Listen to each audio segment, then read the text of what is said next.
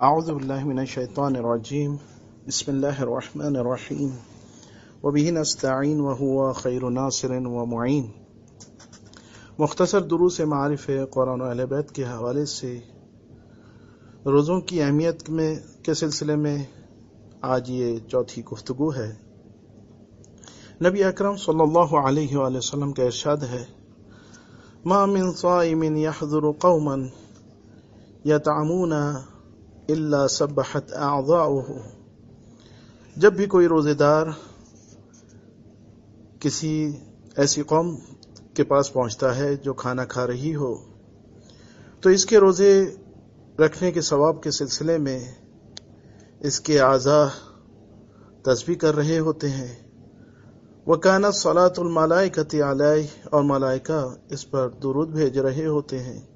وَكَانَتْ صَلَاتُهُمْ اسْتِغْفَارًا، اور ملائکہ کا درود بھیجنا اس کے لیے طلب استغفار کرنا ہوتا ہے۔ تو گویا وہ قوم بھی اس فضیلت میں، اس ثواب میں اس کے ساتھ شریک ہوتی ہے جہاں یہ شخص وارد ہوتا ہے۔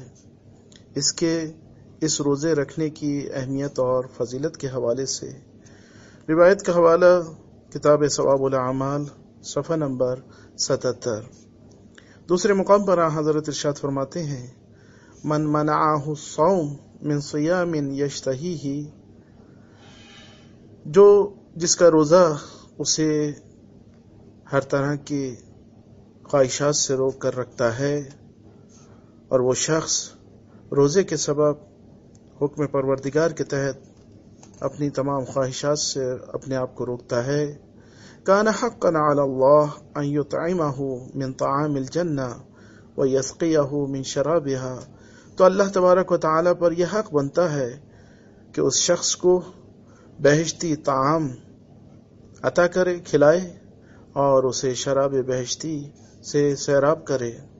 روایت کا حوالہ کتاب بحار الانوار جلد نمبر 40 صفحہ نمبر 331۔ امام جعفر صادق علیہ الصلوۃ والسلام ارشاد فرماتے ہیں، للصائم فرحتان، روزے دار شخص کے لیے دو خوشی کے وقت ہوتے ہیں۔ فرحت عند افطارہ، ایک افطاری کے وقت خوشی کا وقت ہوتا ہے، کیونکہ اس وقت اس کی ایک مستجاب دعا اس کے لیے قرار دی جاتی ہے کہ جو بھی وہ دعا کرے اس کی دعا قبول ہوتی ہے۔ وہ فرحت عند لقائہ، اور دوسری خوشی اس وقت اس کے لیے قرار پاتی ہے کہ جب وہ اپنے رب سے ملاقات کرتا ہے، اپنے گناہوں کی مغفرت اور رضائے پروردگار کے ساتھ۔ روایت کا حوالہ اصول کافی جلد نمبر 4 صفحہ نمبر 65۔ اور آج کی آخری روایت جس میں نبی اکرم صلی اللہ علیہ وآلہ وسلم ارشاد فرماتے ہیں،